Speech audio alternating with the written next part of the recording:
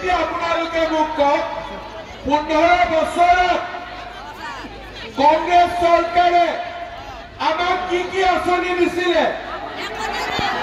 একো দিয়া নাই, একো দিয়া নাই। নহয়, কিবা কিবি দিছিলে। আমাক 1 নম্বৰত কি দিছিলে? লুঙি। 1 নম্বৰত কি দিছিলে? লুঙি। 2 নম্বৰত কি দিছিলে? ধুতি। 3 নম্বৰত কি দিছিলে? খুঁটা। 4 নম্বৰত কি দিছিলে? আঁঠুৱা। 5 নম্বৰত কি দিছিলে? কম্বল। হয়নে? দুৰ্গা পূজাত যেনেকে পঞ্চমৃত দিয়ে, কংগ্ৰেসেও লুঙ্গি, ধুতি, খুঁটা, আঁঠুৱা, কম্বল পঞ্চমৃত দিছিল। মহিলাসকলে অলপ মনত পেলাওক। মহিলাসকলক কংগ্ৰেছৰ মিটিঙত মাতে যে আমাৰ আজি মিটিং হ'ব, তহঁতি আহিবি। বোলে আহিলে কি পাম? বোলে খুঁটা পাবি। মিটিঙলৈকে গ'ল 5,000 মহিলা, খুঁটাৰ বান্দোলকে 200 বান্দোল ওপৰৰ পৰা দলিয়াই দিয়ে আৰু মহিলাবিলাকে খুঁটাৰ ওপৰত জঁপিয়াই দিয়ে। হয়নে নহয়?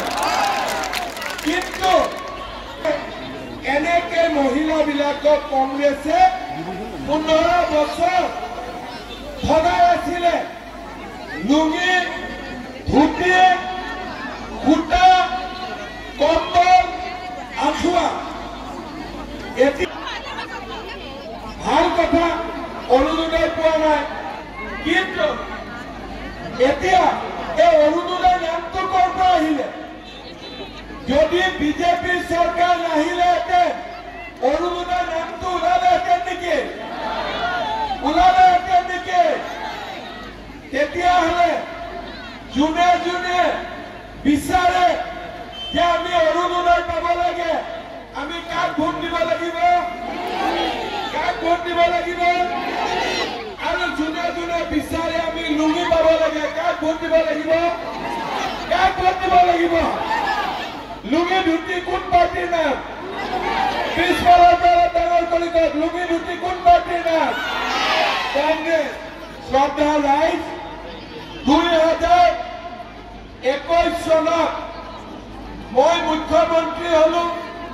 ধৰ্মপুৰ, নলবাৰী, বৰক্ষেত্ৰী তিনিওটা সমষ্টি 22,000কৈ অৰুণোদয় দিলো।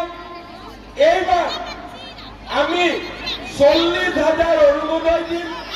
গাঁৱত ফৰ্ম আমি বিলাইছো আৰু কিছুমানে এতিয়া অৰুণোদয় পাব বাকী আছে। সেইকাৰণে সকলোৱে যাতে অৰুণোদয় পায়। নলবাৰীৰ বাবে আৰু 4,000, টিহু ধৰ্মপুৰৰ বাবে 4,000 আৰু বৰক্ষেত্ৰীৰ বাবে আৰু 4,000 অৰুণোদয় মই আজি ইয়াতে ঘোষণা কৰি থৈ গলো। মই এটা ৰাইজৰ কথা কম, যিসকল দুখীয়া ৰাইজে অৰুণোদয় পোৱা নাই, আমাৰ পঞ্চায়তৰ কেণ্ডিডেট বিলাক গাঁৱত যাব, আঞ্চলিক পঞ্চায়তৰ কেণ্ডিডেট গাঁৱত যাব, আপোনালোকে নিজৰ নামটো লিখি দিব।